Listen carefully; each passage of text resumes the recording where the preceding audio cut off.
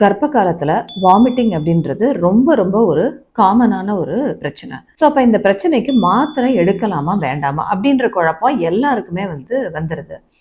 மாத்திரை எடுத்தா பாப்பாவை ஏதாவது பாதிக்குமா, அந்த டயத்தில் வாமிட்டிங் வரதுன்றது ரொம்ப காமன். அப்போ நான் எதுக்கு மாத்திரை எடுக்கணும்? ஸோ இப்போ இல்லை, சில சமயம் பேஷண்ட்ஸ் மாத்திரை எடுக்க ரெடியாக இருப்பாங்க, பட் வீட்டில் உள்ள பெரியவங்க சொல்லுவாங்க இல்லை மாத்திரை போடக்கூடாது அப்படின்னு சொல்லுவாங்க.